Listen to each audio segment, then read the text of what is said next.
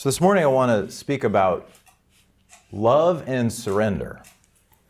And I'm going to be following a little bit of a different format than I've done in the past. I have some slightly longer quotations from just one source, and I'm going to take them a little chunk at a time and do a little commentary. And I want it to be interactive. So questions, answers, a little more free form.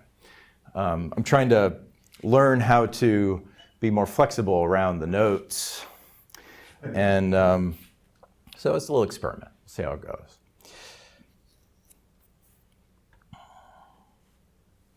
So these are quotes from Sri Sadhu Om, and he was a disciple of Bhagavan Ramana Maharshi, the great Hindu sage.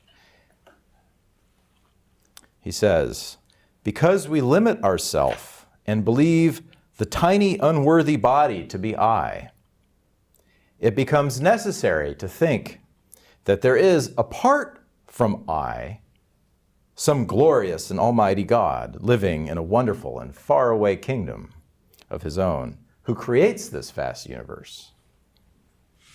In truth, however, since soul, world, and God all sprout out and appear from I, the source, both God and his kingdom should be known to be self, capital S, big S, self. Refer also to the saying of Christ, the kingdom of God is within you, in Luke 17:21. So, he says we limit ourselves. And what he's speaking about is what we call delusion. We're limiting ourselves with delusion. And it's a belief in a separate self. It's a belief in a divided reality. There's me over here, and there's you all out there, right?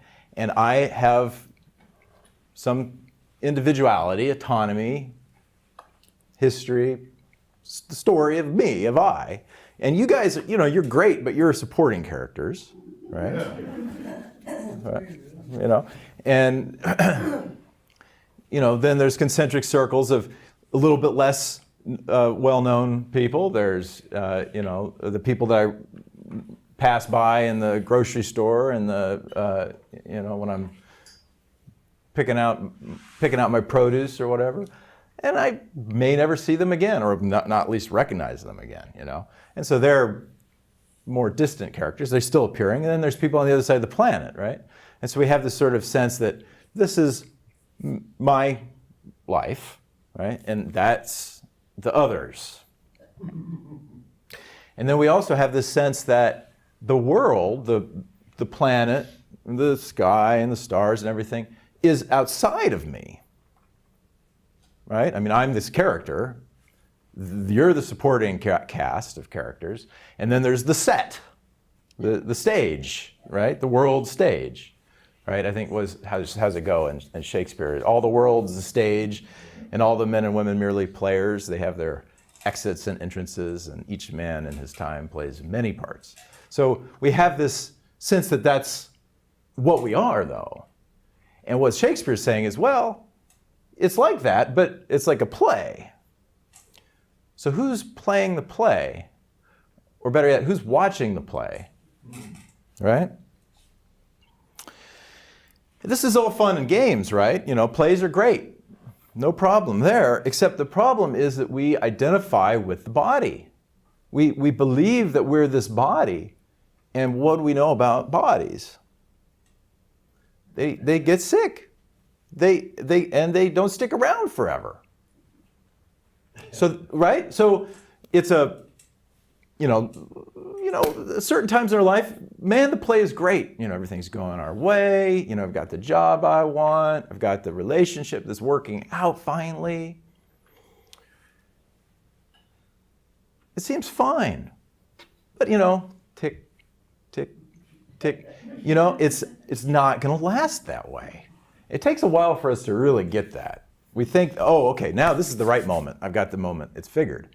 It's all good. Everything's going to be fine. We'll just hold this moment, right? We'll hold this, we're getting along with our partner, the sun is, like right now, everybody out at the fair, they're just having a ball. Well, not everybody. If I was out there, I'd be miserable. But a lot of them, right? They love the crowds and the sun and the music and the, and the exotic food and all their friends and things like that. It's the height of celebration, which is beautiful. It's wonderful. There's no problem. It's just that if you believe that you're that body, it's temporary. It's not going to last. It's not going to last. So, what the mystics say is, this is the cause of our problems, is that we identify as separate. So it's not that the problem isn't that we're seeking happiness. That's not the problem at all. In fact, happiness is our true nature, which we'll get to here. But it's a misidentification. This is the problem. Now, he says another interesting thing. When we believe ourselves to be this body, he calls it unworthy. The Hindus, they have a tendency to kind of, poo-poo the corporeal form. The Taoists, on the other hand, they like to try to make it last as long as possible and stuff. It really, your approach to what you do with your body is not super important, other than that, just like everything else, you want to treat it with compassion, right? In any case, he says, as long as we believe the body to be I, it becomes necessary to think that there is, apart from I, some glorious and almighty God living in a wonderful and faraway kingdom of his own. So by being a separate self, unless you're completely either like a solipsist, meaning that you believe that you're the only thing that exists, and meaning your ego, or you're an atheist and you just think there's just nothing out there, which is a pretty cold and harsh kind of way of viewing reality, but people seem to make do with it, having kind of a humanistic philosophy and, trying to help each other out. We're all doomed to the same, horrible end, so we might as well get along. And then, of course, there's others that have a totally different approach. But if you have some glimmer, some insight, some intuition, it's, this calling, then there's a divine out there somewhere. You know it, you feel it, you taste it. You have this knowledge. But if you're the I over here, and that's the vast world out there, then it's necessary that God is a part. You through your limiting of yourself, God has been set apart. And the problem with that is if you go through your life feeling that way, you'll never actually attain happiness. If God is apart from you, then there's always going to be longing. There's always going to be something. Even if you get very, very close to that God, even if you become very intimate with that God, as long as you're there, there's a limitation. There's a limitation. To your happiness and to your understanding. Because our true nature, who I am, who you are, is pure awareness. There is no separation in awareness. How would you cut awareness? How would you divide awareness? We were doing this on Wednesday. We were looking at this gong and we were contemplating objects. And we were saying, so where does your awareness end and the gong begin? So is there a boundary like halfway in between? So Carol's over there, so maybe about here. That's where her awareness ends and the gong begins. Well, no, that doesn't make sense. Then she wouldn't know about the gong. Maybe her awareness somehow ends right at the edge of the gong. Well, that still doesn't make quite sense, right? Her awareness and the gong are not separate. How could it be? Otherwise, you wouldn't know about the gong at all. So then you can also do it the other way. Well, where does the gong awareness end and her begin? Well, that starts to get a little weird, right? So this is kind of what we're pointing at. These are like kind of thought experiments to get you questioning your assumptions about what's going on here. So does that little bit make sense? Any questions or comments up till now? I've got another paragraph here, but Okay, you guys are with me. So the next thing he says that I want to mention, these are from a couple of separate sections, but he says the ego or soul, they use the term jiva in Sanskrit, but that you can translate that as individual soul, is a wrong knowledge which acts as a false knot, linking together self, capital S self, which is consciousness, and the body, which is insentient. When the ego dies, i.e. when its wrong identification with the insentient body is removed, and thus it remains shining as the very nature of consciousness. Itself remains as the single mere existence. So, if you're familiar with a little bit of Hindu philosophy, that's sat, existence, being. Consciousness is chit. And that single mere existence, which is self, which is true self. The term is Atman in Hinduism, in Sanskrit. Since that state is a state of non-duality, the bliss experience there is also nothing but self itself. Thus, the knowledge, chit, of self, Atman, one's own existence, sat, is itself bliss, Ananda. So that's Sat Chit Ananda. So let's take a look at these. So he says,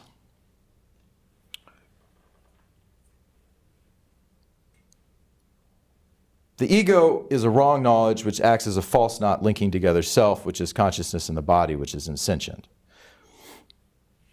So the body is not permanent. It comes and goes. It comes and goes in our awareness. It comes and goes every night, right? We go to sleep, the body's gone. And then we dream, there's a new body. And then that body goes, and sometimes that body does weird things, it changes too. And then it goes, and then there's deep sleep.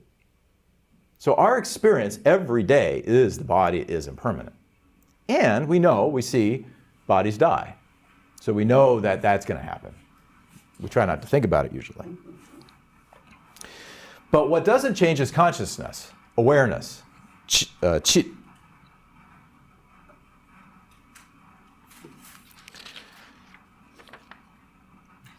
And then the argument is, well, I don't remember myself in deep sleep.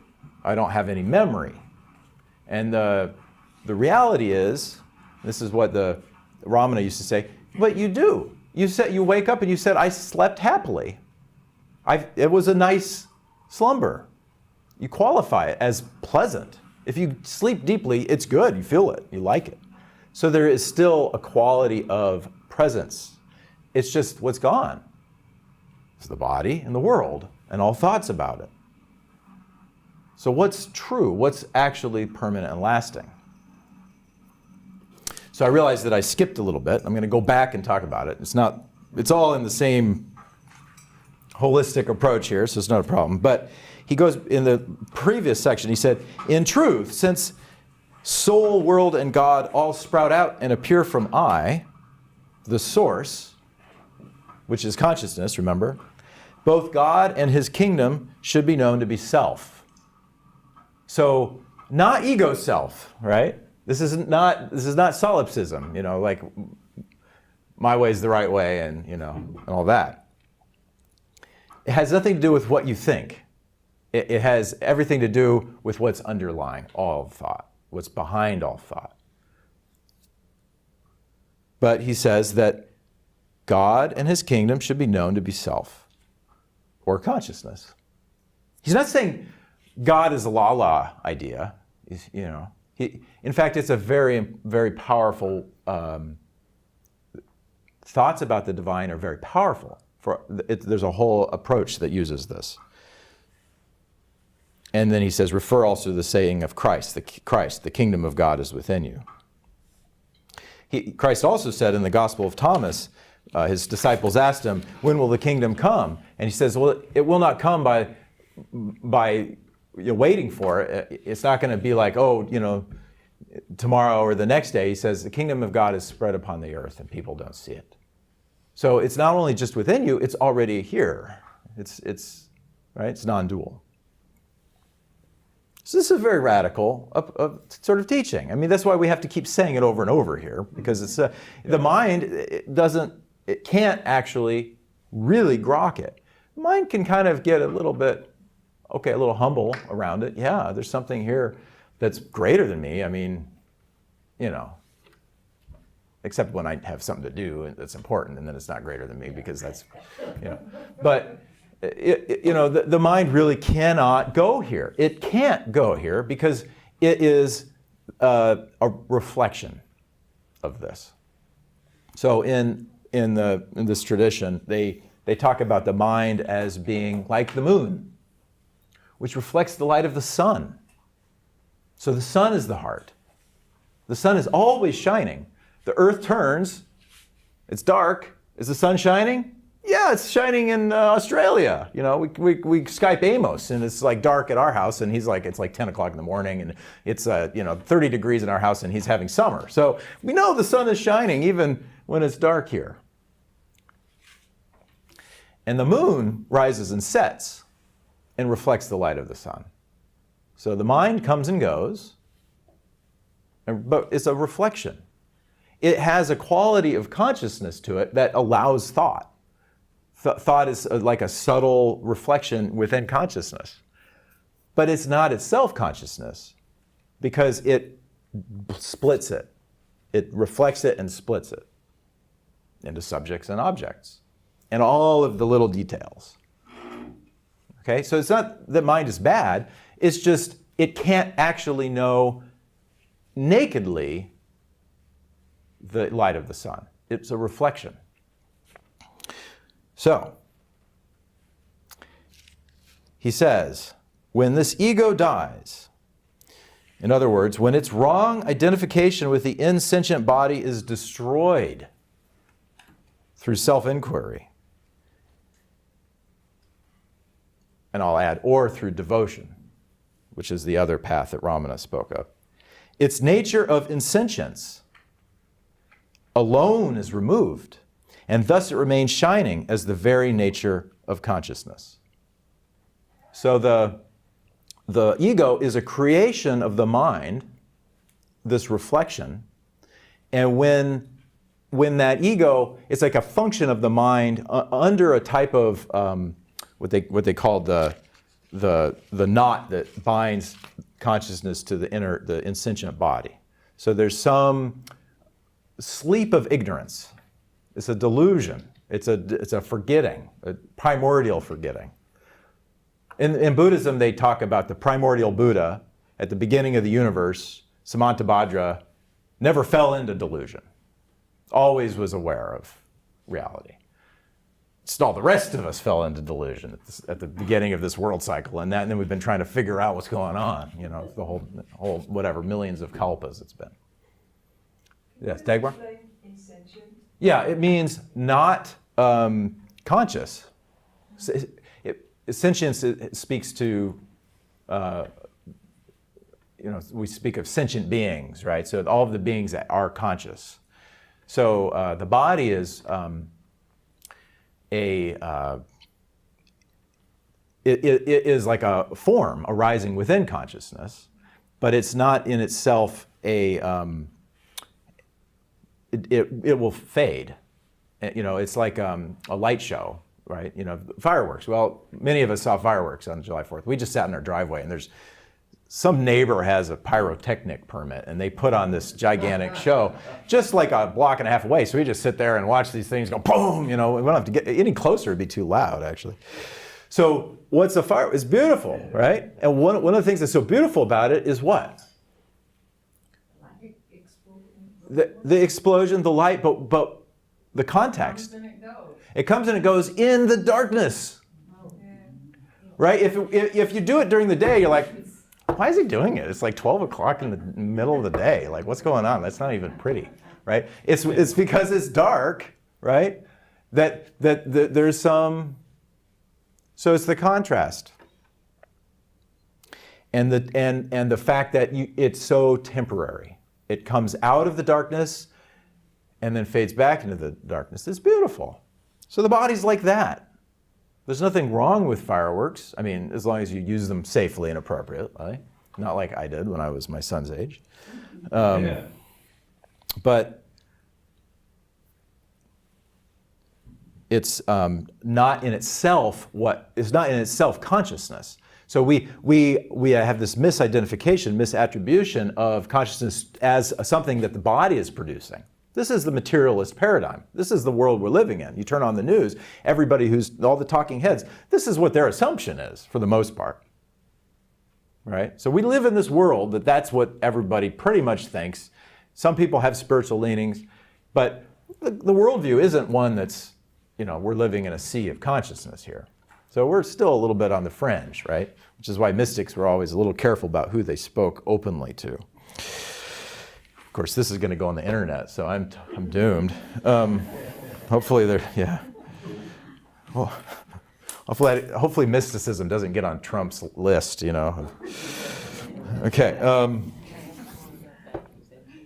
Intention, sure, yes. So, I mean, you think it's kind of more like aliveness or something, right? If you're sentient, you're alive. Right. Right?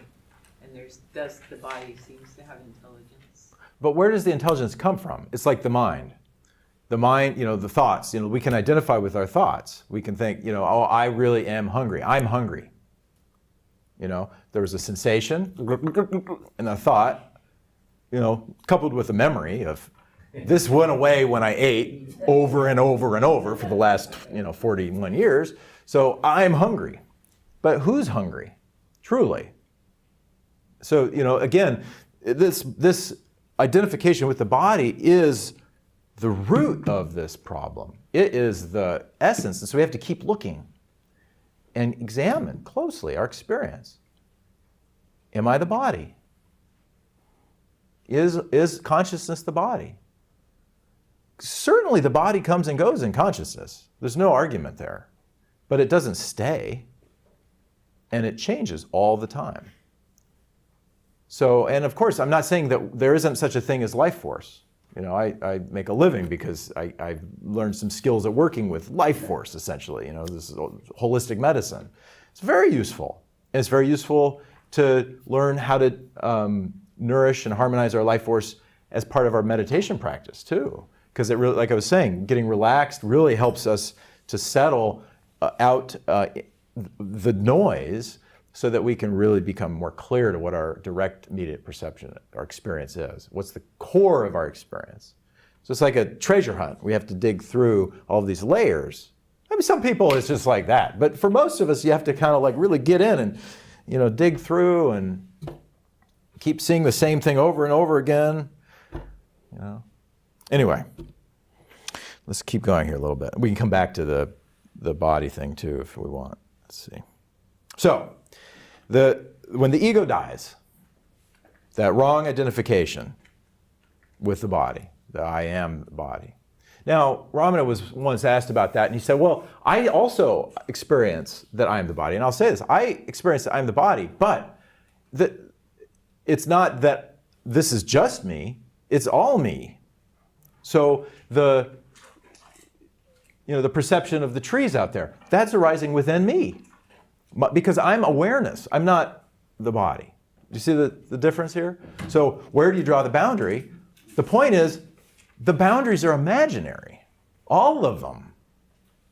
So something much more profound is actually going on here.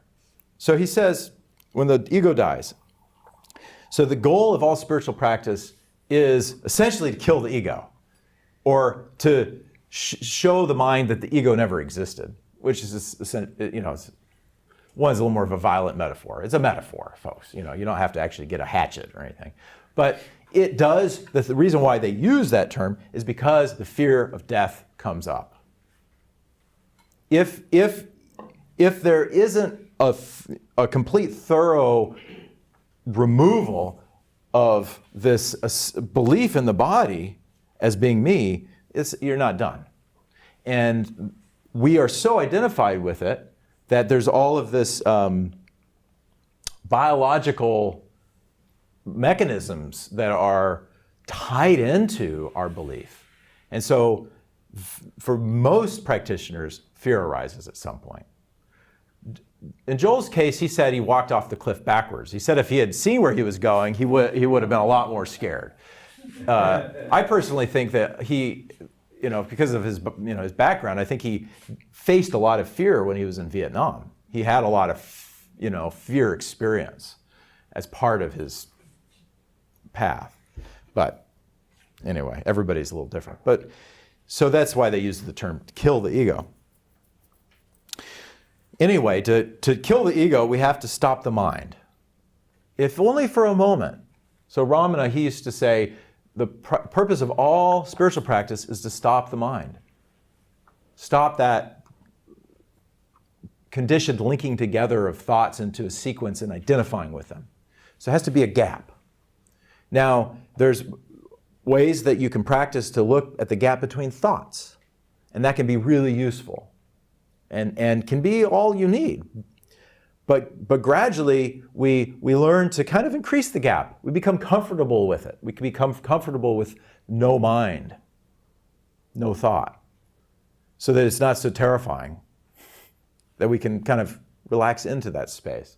And then we can see that space in between sleep and waking also. And we can get into states in meditation where it sometimes lengthens. But it's in that space, as Joel and Dr. Wolf call it, the state where there's consciousness without a subject and without an object. In that space where we can bury the ego. We can drop that wrong identification that's been dogging us for so long. So, this brings me to the first part of the topic, which is surrender. So all the practice you do, every experience really that you have under delusion is preparing us for surrender. It's preparing you for surrender. And surrender is when we finally put that ego down. This is not me. And it's not something that you can do. Because if you're trying to do it, that's ego. Right? So this is the mystery. This is the heart of the mystery of the path. And so that's what I wanted to do today, was really get to the core of what spirituality is about. So in Ramana's system, there's two real main ways to do this. And I think this is true. I think that they're just two different orientations. So the primary one he taught is self-inquiry. Has to do with looking into who we think we are and getting to the essence of that, which is just this sense of I-ness itself. He called it the Atma Sparana. It's like a little flash. It's like, you can think of it as like a solar flare. This little flash of the sun that comes into our life, and that then all of our thoughts about who I am kind of attach to that and reflect that, like the moon, right? And so then we think we're these thoughts about ourselves. So, right? I'm 5'10" and 5'8". That's a thought, right? I have brown hair and blue-green eyes. We have all these thoughts about who I am, but they're all built on that Atma Sparana, that little flash of the I-ness that comes off the sun, the center, the source, the true I, the self, capital S. So that's self-inquiry. The second approach is devotion, and this is devotion to God. So it doesn't have to be a Judeo-Christian God. It doesn't have to be a Hindu God. It could be any God. It has to be the true God in the sense that it's taking you back outside of your ego to your true self. So it's not that we're certainly not preaching, you have to believe in God or some kind of God, but what is God? God is, when you believe yourself to be separate, that divine mystery is calling you back from seemingly outside of yourself. So, in this sense, I would say you could think of God as being the sum total of all goodness. We all have a sense of what is goodness, right? we want to be happy, and we want goodness to be. Goodness and happiness are like two sides of the same coin, right? So, and we can intuit, especially the more we practice, the more we see in others, they have that goodness in them. At the root, people have goodness. And if you still feel that that's not true, well, that's something I think I really recommend you look into. Because my experience is that people who do evil, they have been traumatized by life. Life has twisted them. And then through lack of self-attention, through lack of their own cultivation, they've continued that, they perpetuate that. But at the root, it's all that light, the same light. So, through inquiry, we discover that we're not a thing. We're not an object.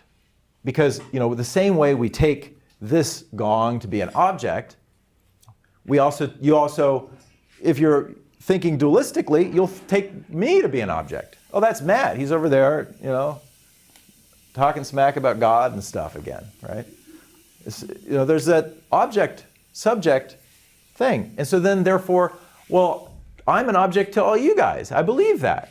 And then what's going to happen when I die? Because all I've ever known is all you guys.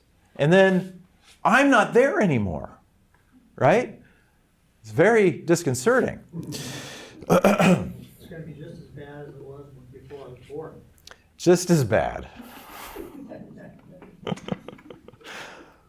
Okay. And then through devotion, we give up all that we hold separate for the love of God. So the love of God becomes our motivation. And then we give up all of what we hold separate, which is the same thing, essentially. Both lead to surrender. Both lead to giving up ego. And what Joel calls kenosis is a complete emptying. It's a Greek term. It's the prerequisite for gnosis, for enlightenment, is an emptying of self. So either path takes to the same. And so the path of inquiry is considered to be the jnana path, and that's the term that Joel uses in his text. And then the path of devotion is the bhakti path.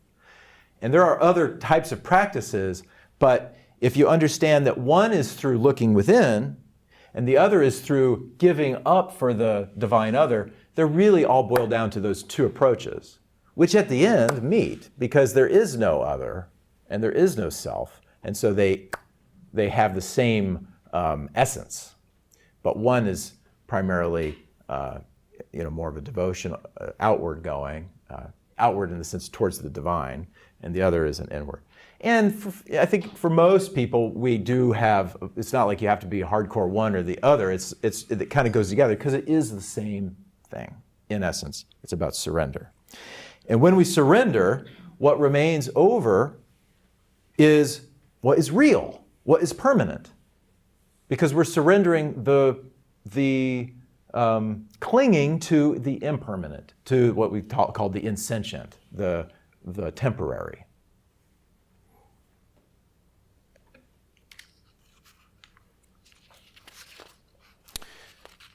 You guys following me? Okay. So the next thing he said was, this is Sri Sadhu Om again, he said, since there can be no existence other than this consciousness, the chit, itself remains as the single mere existence, sat, which is self, the Atman. Well, I'm going to read it one more time. Since there can be no existence other than this consciousness itself remains as the single mere existence, which is self.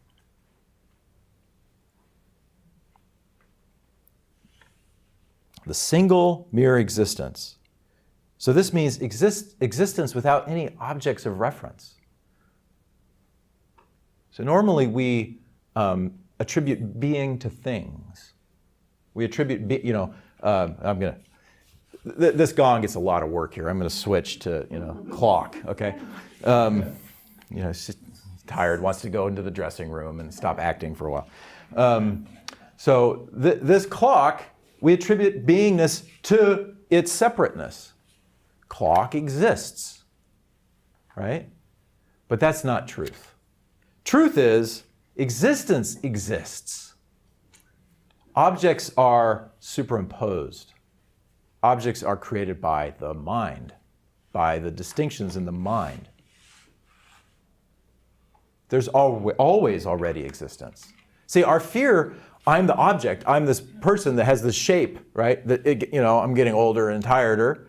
Actually, I'm doing pretty good, but eventually I'll get older and tireder, and then I'm going to be gone, right? That object Matt is gone. But wait a minute.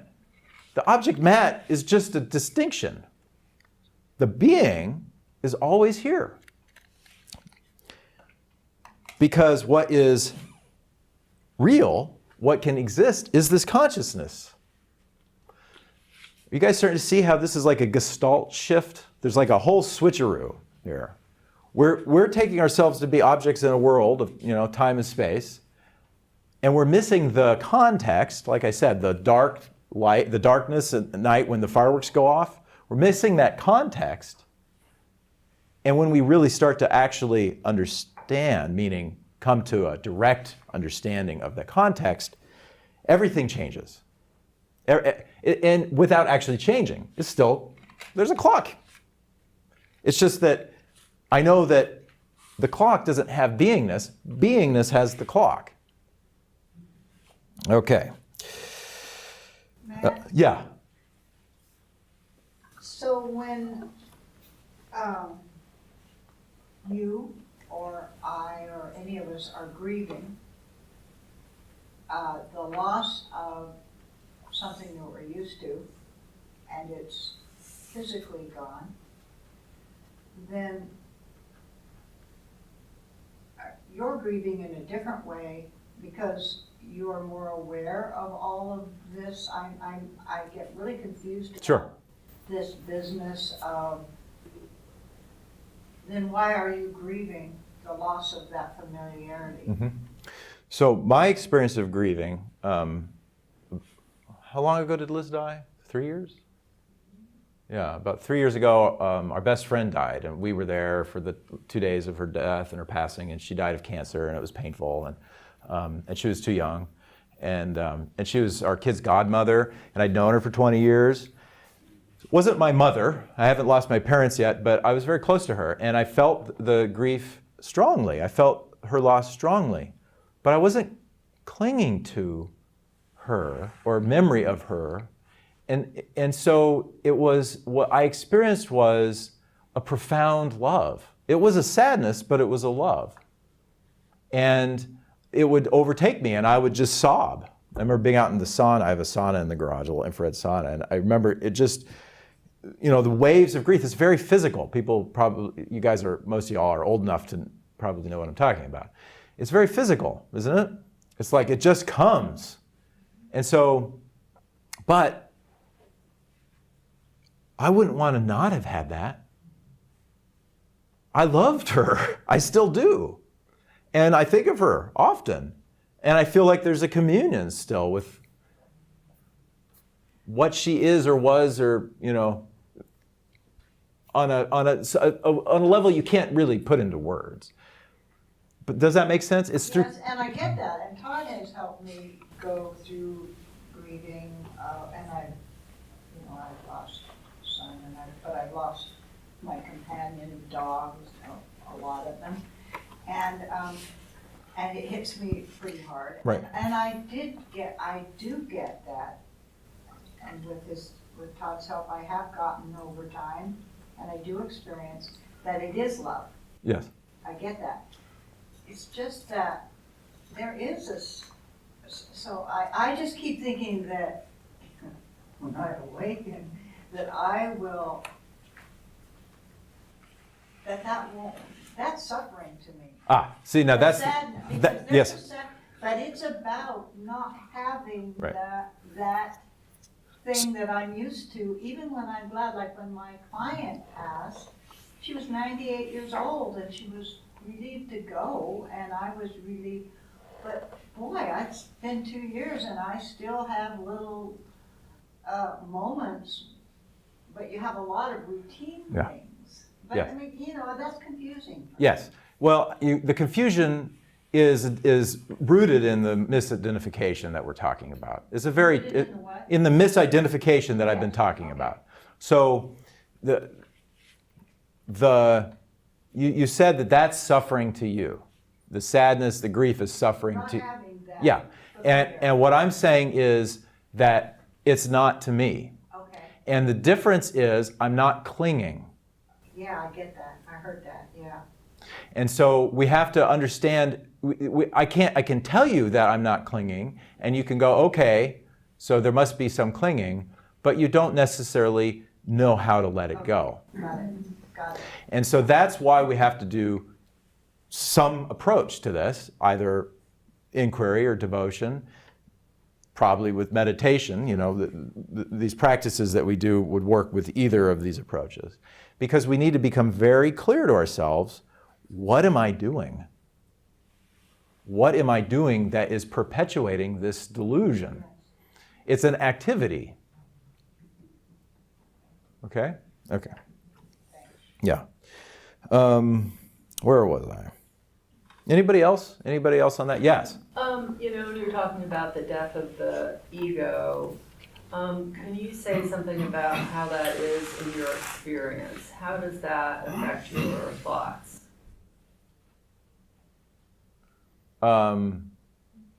My thoughts aren't about how I can get happy. They're more about how I can help other people be happy. That's the main thing. Otherwise, it's pretty much the same. Oh, I got to make some coffee. Oh, I'm late for work, you know.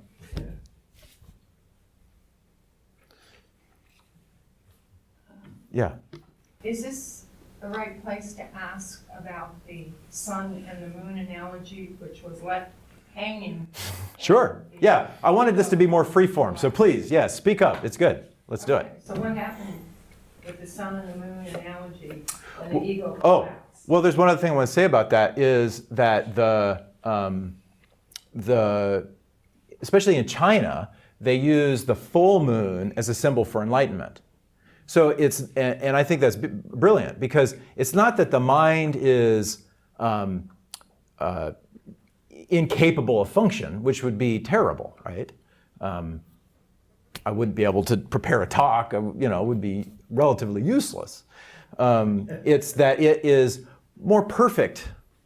It more perfectly reflects that light. The mind itself is still a reflection, but it's like the full moon. It's able to kind of reflect it in a holistic way. Does that help? Yeah. I have a question. Yes, sir. It's not a question, it's just mouth noises. Make some mouth noises for us, sir.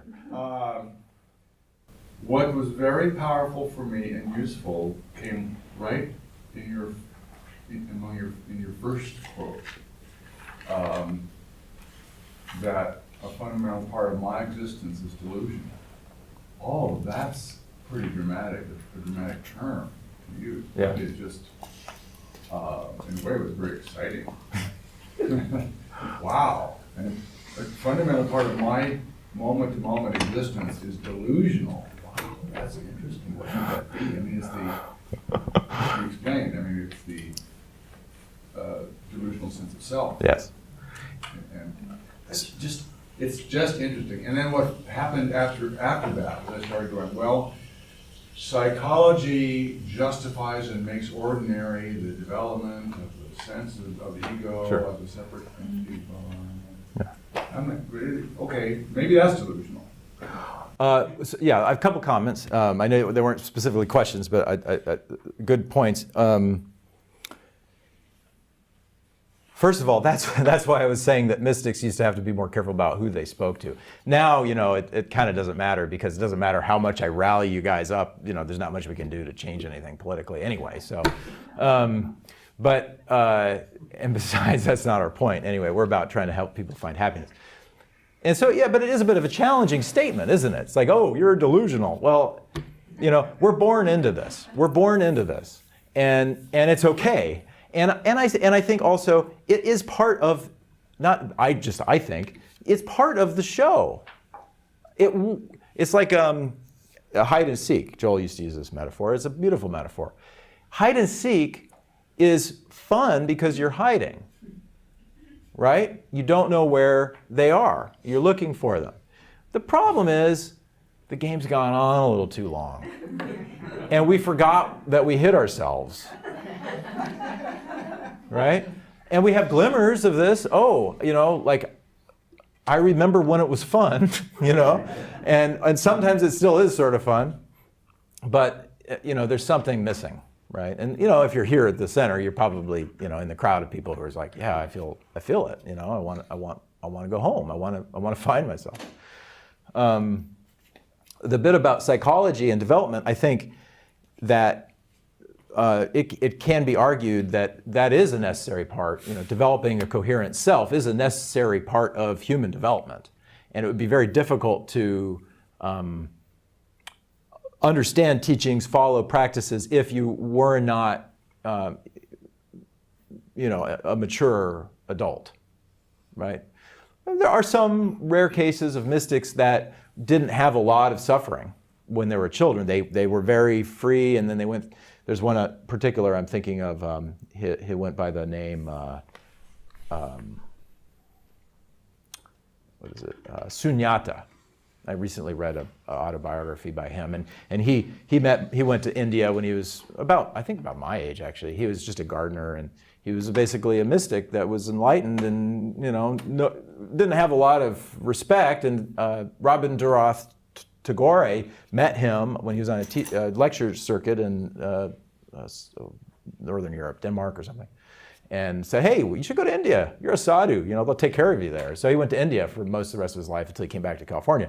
Anyway, the point was, he didn't really ever have that much suffering. He had a few-year period in his teens where he entered into it a little bit. A lot of it was due to the priest that was trying to tell him that his view of God wasn't correct and so forth. But for most of us, I think we really have to fall into suffering in order to push ourselves out of it. I think it's a normal, and the development of the mind of the critical thinking faculty and so forth, it's definitely a part of what makes human civilization. So I don't think we'd want to get rid of it, but it's just that we don't want to stop there. We want to develop spiritually. So it's sort of like your teenager, it's like, yes, I know you think you know everything about how the world works, but, let's just not kill ourselves for the next 10 years, okay? And then you'll kind of get a little bit more understanding of what's going on here. Okay. So we talked about this mere existence means existence without objects of reference, and that this ground of being is consciousness. And it is, in a way, to the mind, to the ego mind, is definitely a bit disconcerting because there aren't the objects of reference. And so it's like, I had a dream a few months ago that I was floating in outer space. No objects of reference. That was a pretty trippy dream, actually. It's just, there's no weight, completely weightless, but you're there, right? So, I think a lot of the astronauts that went to the moon and stuff had mystical experiences. Probably a lot of people up in orbit too, just in the 0 Gs, but at least you're close to the Earth. But when you go, whoa, you see the Earth going away, whoa, now, right? That's getting pretty eerie. But that's actually what we are every night, deep sleep. Same thing. It's just that our mind, we're conditioned to be following the thoughts, identifying with the thoughts, with the self, this sense of self rather, the ego, that we don't notice that space. But it's actually what we are. So, the next thing he says is, since that state is a state of non-duality, the bliss experience there is also nothing but self itself. Atman, big self. The bliss experience also can translate that word, ananda, as happiness. The happiness experience there is also nothing but self itself. So non-duality, we talked about this, means no subject and no object. It's not separate. So if there's no I over here and there's no you over there, the mind might take that to mean annihilation, that there's just nothing. And that's kind of the atheistic approach, right? It's just the billiard balls, and then it's over and it's over. Might as well make do. And then depending on your character, that could be make do in a really hard way, or mean way, or in a compassionate way, but still, what a sorry way to end if you don't think, you just, and people get scared. I know a lot of homies sat with people at the end of their life who were really scared, really terrified, and couldn't let go because this is all they thought there was, and it's over. But that's not true. That's delusion. It's not true that this is all. This is an appearance. Every night it goes away. So what there is, and what there really only is that's real, that's permanent, that doesn't change, is this essence, which is this consciousness. And because that's all there is, that's happiness itself. It's the essence of happiness. It's the essence of bliss.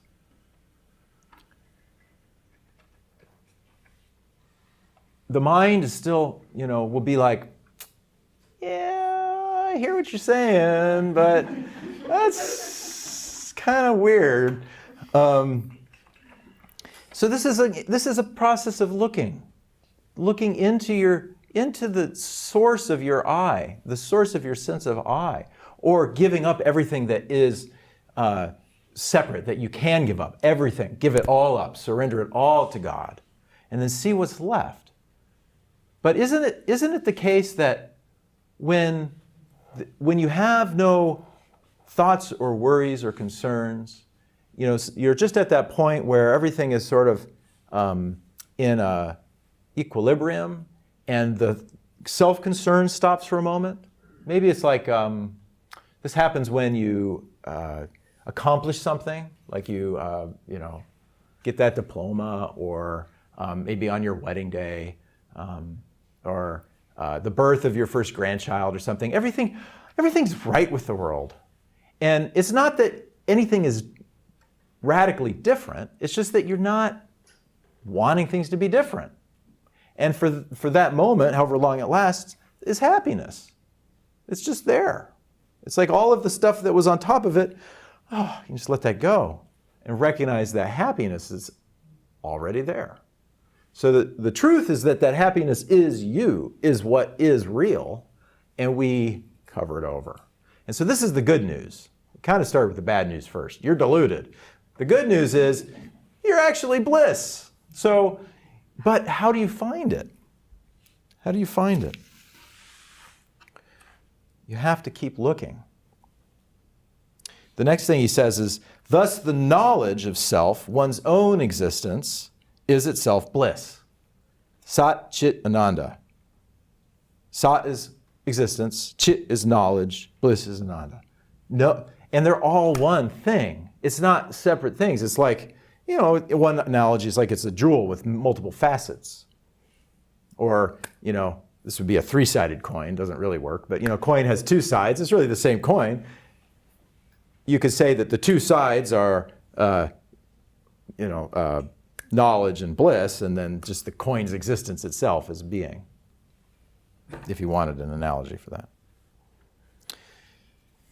So to know oneself, to truly know oneself, what's the Greek for that? Anybody know? Know thyself? It's a famous saying. Anyway, even the Greeks knew that this was important. To truly know thyself is to be pure consciousness. And that doesn't have a second. There isn't another. You can't necessarily say that it's one because it's everything. But you can't say that it's separate either. So it's very mysterious. Again, every time you try to mentally understand this, that's the mind. And what is that? That's thought. What's that? It's a reflection. It's always going to just be reflecting. And so why do we meditate? So we get used to recognizing reflecting. We learn what that is. We learn what's happening. We learn about ourselves. We begin to know ourselves. And then this is entering into bliss. This is entering into true happiness. Because then thought can't harm us. And if thought can't harm us, nothing can. Because everything that separates happens fundamentally with thought. It's not that you're not going to die. It's not that bad things aren't going to happen. But you're not going to be cut off from your source. Because you know that you can't be. It's who you are.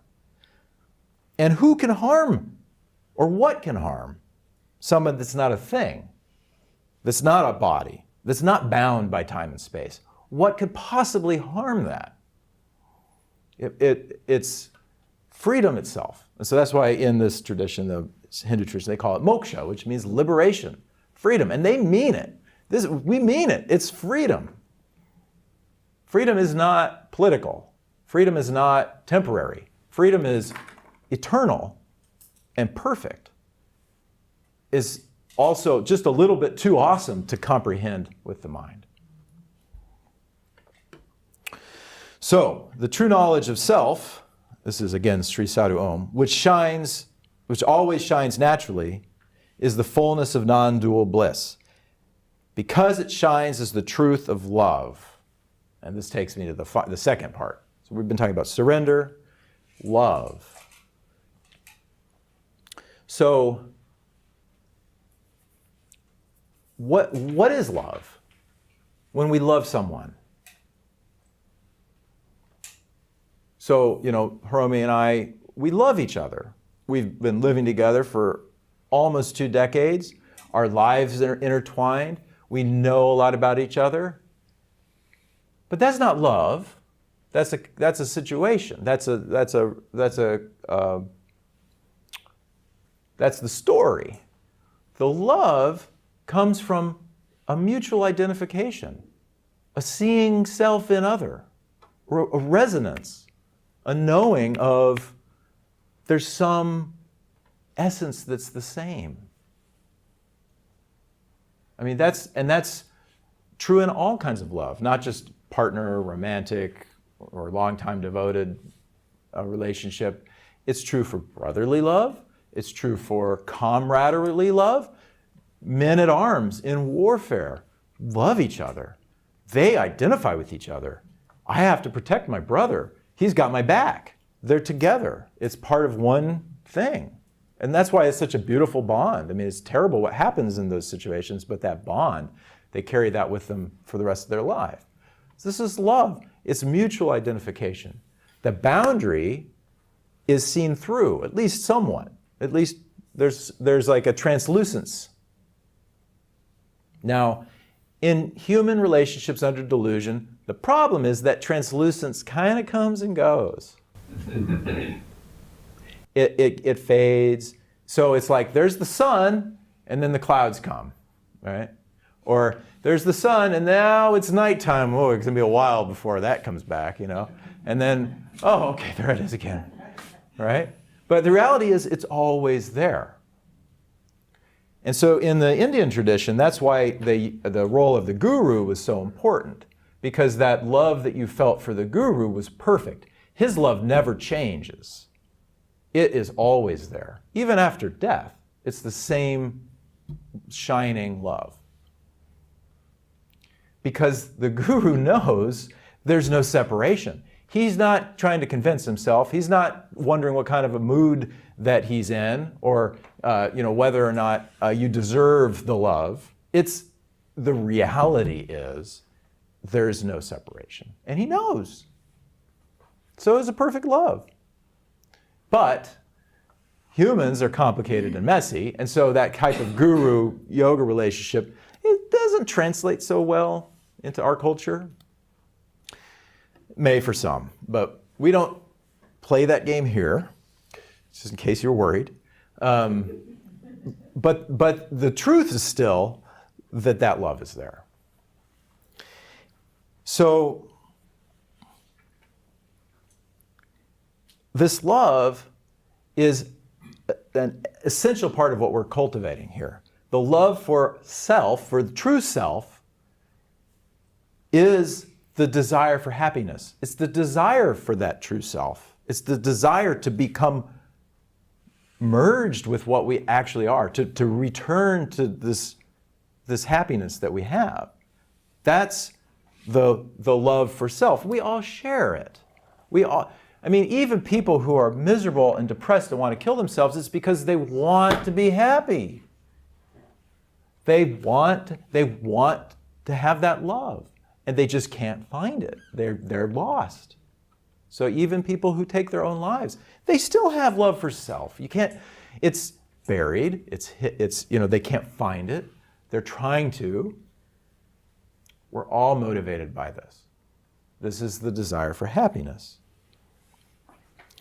Love for God, I would say, you could say it, that it's the desire for goodness.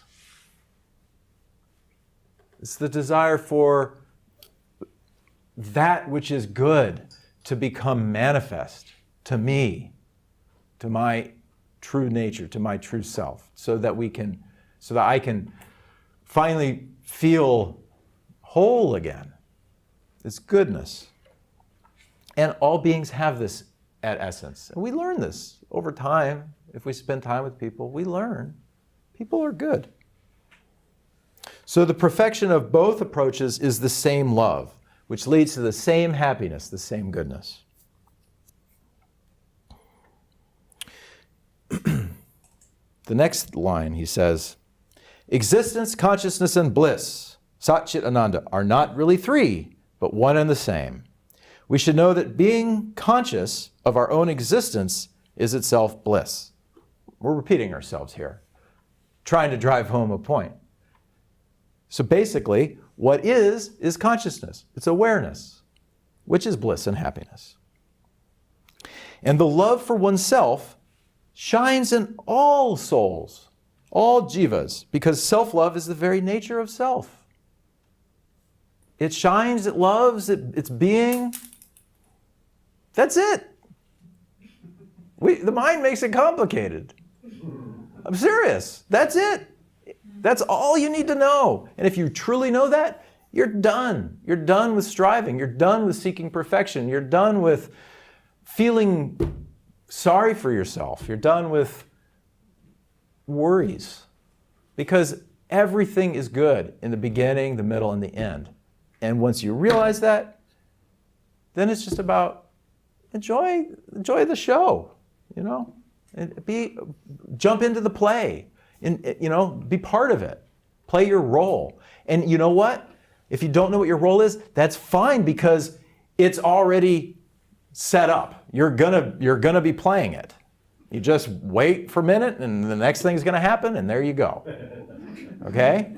So you don't have to worry about that. The mind takes care of that. The body takes care of that. Let them do their job, but let them be free. Don't have to, identify with these separations. So, it's not wrong to love yourself. That's a terrible thing to think. I'm not saying it's terrible that you're a terrible person if you think that, but it's a terrible thing to think because you are love. And it's also wrong to assume that you're separate from all others. It's just not true. It doesn't make you a bad person, it makes you an ordinary person. But it's not true. And so, therefore, it's spiritually speaking, it's the wrong way to go. So, if you had to have a practice about love, the essence of it is love all others as thyself. And love thyself as all beings. So it goes both ways. It's not just, I have to take care of all of you guys. I'm a worthless piece of shit, but I'm going to take care of you. Also, love goes this way too. The same love is in here. This is true love, when it shines in both directions equally, non-dual. So, the last little bit here. Therefore, this is Sri Sadhu Om, since love is the nature of self, and since self is the very form of supreme happiness, it is wrong to regard happiness as being the result of love. Instead, thus regarding love and happiness as being cause and effect, we should understand that love is itself happiness. Love is itself happiness.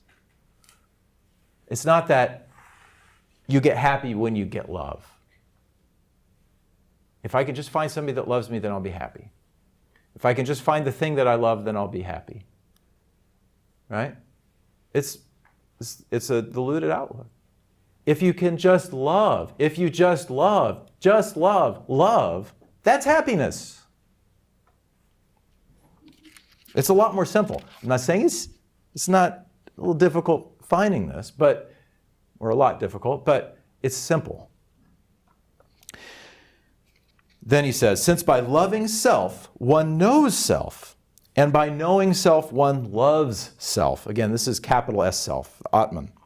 We should also understand that love is itself happiness. Since by loving self, one knows self, and by knowing self, one loves self, we should also understand that knowledge itself is love, which is happiness. Knowledge itself is love. Consciousness itself is love. Sometimes translated consciousness, sometimes translated as knowledge. The same character. True knowledge, which is consciousness, the essence of knowledge, is love, is happiness. And this means that this true knowledge, the understanding of who I am, when I understand who I am, this is the essence of the inquiry practice. Who am I? Anyway, really, truly. Who am I? Let go of the story and then discover. That understanding, which is consciousness, is the same as happiness, which is love. The closer we get to the truth, the more the distinctions break down. Right? It's not separate. Since, and this is Sri Sadhu Om again, since self is one's own existence or being, it can never become an object to be known. And hence knowing self is nothing but being self. Thus we should understand that being itself is knowledge, which is both happiness and love. I'm going to repeat that one. Since self is one's own existence or being, it can never become an object to be known. You're never going to look out and say, there I am. I've discovered my true nature. It's over there. It's not going to happen. Remember the quote from Jesus? People are not going to say that, look, there it is, the kingdom of God, or here it comes. But the kingdom of God is spread upon the earth and people don't see it. People don't see it because they're looking for an object when it's the kingdom of God is within. And hence knowing self is nothing but being self. Ramana said, your duty is not to do, but to be. To be. The spiritual duty is just to be. You already are. Just be. Thus, we should understand that being itself is knowledge. That being is consciousness, which contains everything. And this is both happiness and love. So, in a little bit of a conclusion here, we cannot know the truth like we know the ending of a movie or the name of our best friend. That's not the kind of knowledge that we're talking about. We know this truth through being it, by exhausting all other options in complete surrender.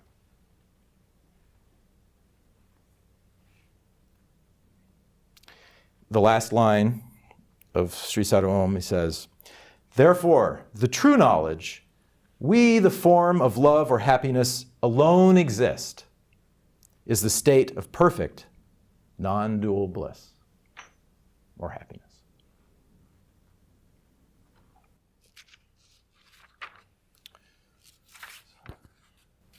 Any questions?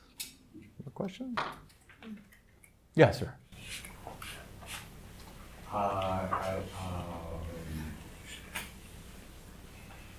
Well, I'm happy with where you've come, where we've all come here.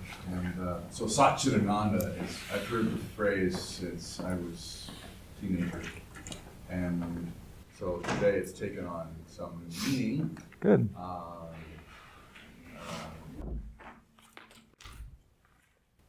The knowledge of self is bliss. Is bliss. That's it? I like that. Now go be it. Matt, I Yeah. want to say thank you so much. Ah, my pleasure. And I just can't tell you how I appreciate your words today. Oh, Very well, helpful. I'm glad. I'm glad.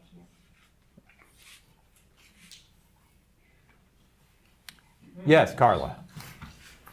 Last week, across the street from where I live, they painted the wooden fence, and they painted each floor a different color.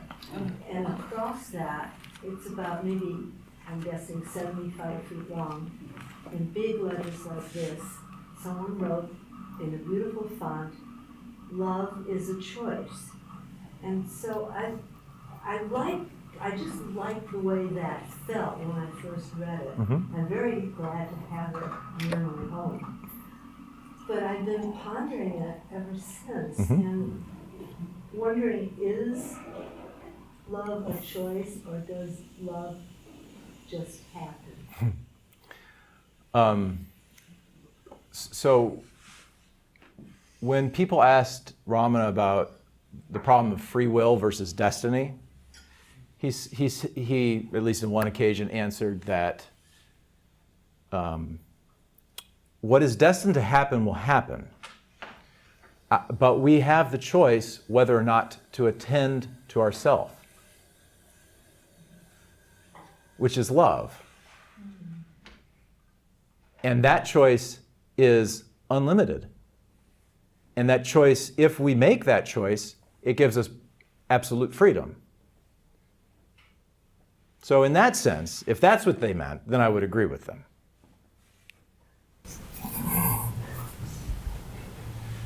So this would be a mind twist, I think, but I want to say Ross Oldenstadt said the same thing the other day at his going away party in a totally different way. He said, the most important thing is to relax. The stillness is always there. Indeed. Yeah. And keep finding out more subtly how to relax. Because, we start with that, right? Just that. Good progress. When I started practicing, I was a lot tenser than this. And there's been a lot of layers of things for me that have fallen away. So keep relaxing. Keep looking.